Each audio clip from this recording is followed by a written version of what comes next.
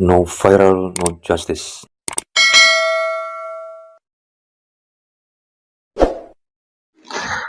Oke, teman-teman banyak yang menanyakan terkait dengan penganiayaan yang terjadi di Boyolali yang menjadi korban penganiayaan yang dilakukan oleh oknum TNI di Boyolali ini adalah merupakan hal yang sangat dikutuk oleh korban-korban.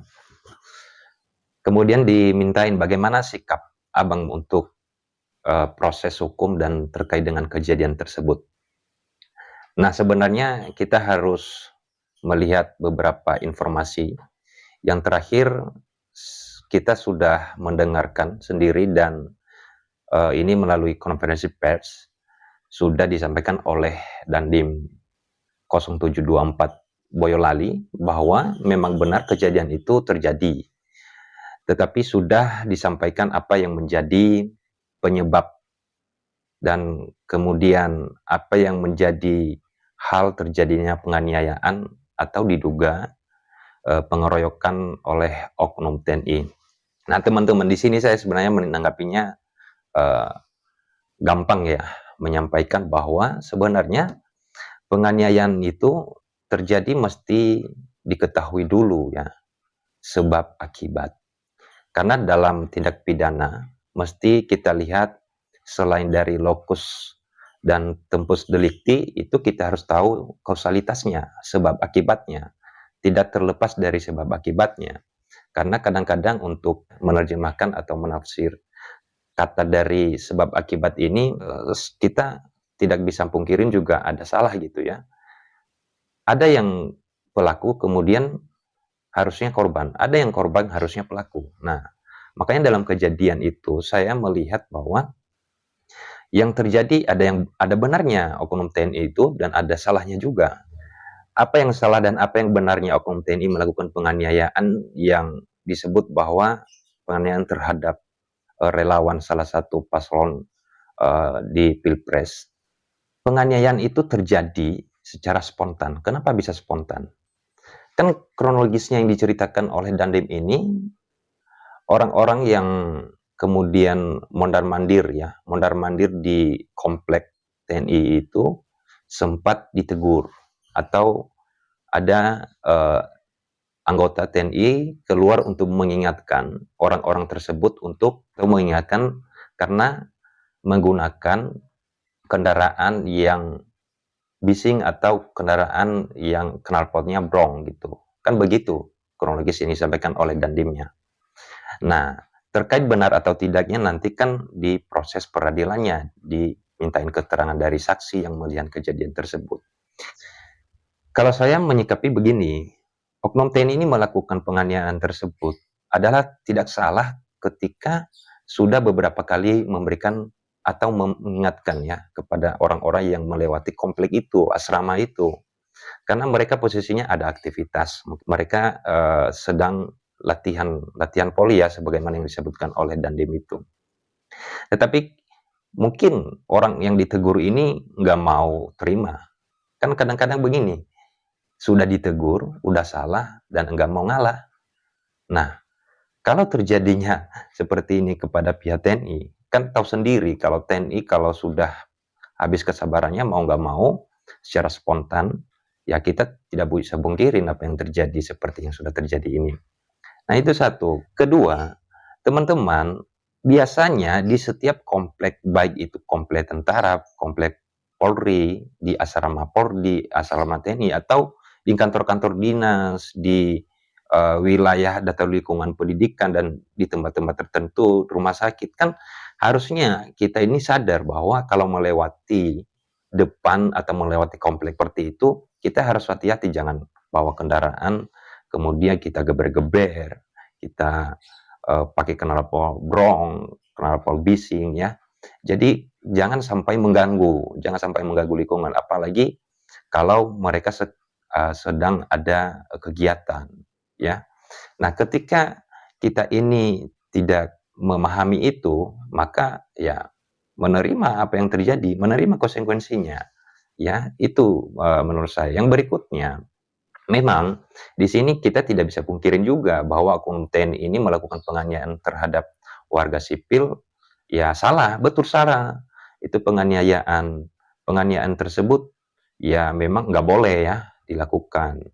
Dan kemudian dilihat juga teman-teman, karena ada beberapa informasi yang kita dapat, ada 7 orang ya kurang lebih yang menjadi korban dan kurang lebih yang menjadi pelaku dari oknum TNI itu adalah 6 orang. Nah, ada beberapa pasal yang sudah diterapkan ini, yang sudah dijerat ya kepada oknum TNI yang diproses nanti di proses peradilan militer. Nah, pasal pertama adalah pasal 351, pasal 170 dan pasal 56. Nah, nanti dilihat, nggak semua juga nanti kepada oknum TNI ini diterapkan semua pasal itu, dilihat. Kalau disebut penganiayaan, artinya yang melakukan itu hanya 1 orang. Kalau lebih dari 1 orang, maka 170.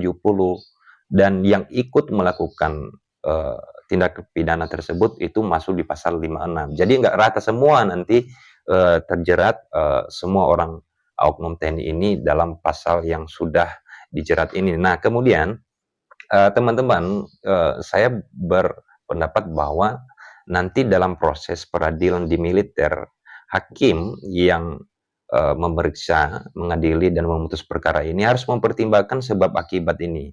Ya, tidak selalu kita mengatakan sebagai warga sipil ini benar. Karena kadang-kadang di tempat-tempat yang sudah dilarang aja kadang-kadang kita senang banget untuk melanggar gitu ya.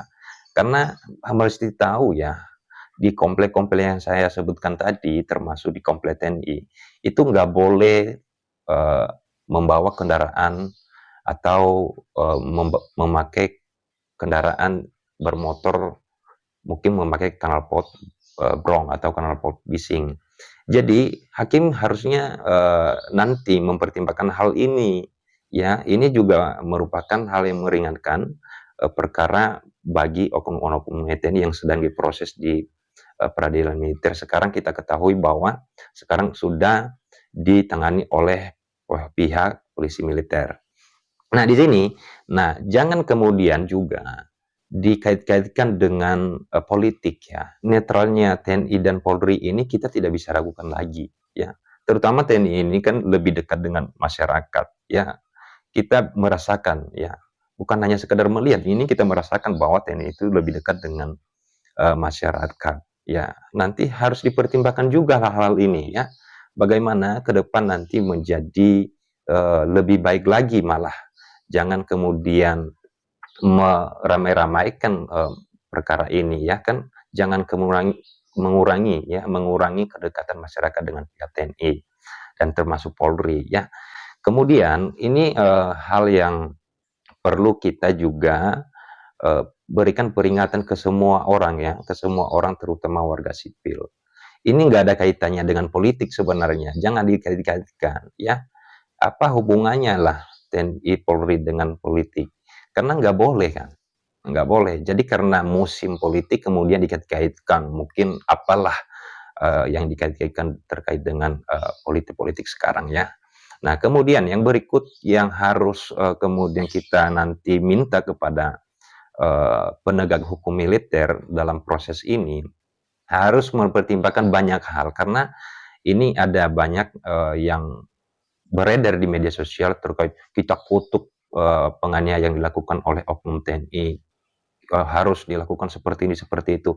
Tidak, kami yakin ya, saya sendiri yakin bahwa hakim nanti di pengadilan militer akan memberikan putusan yang seadil-adilnya tanpa memberatkan pihak oknum TNI ini ya.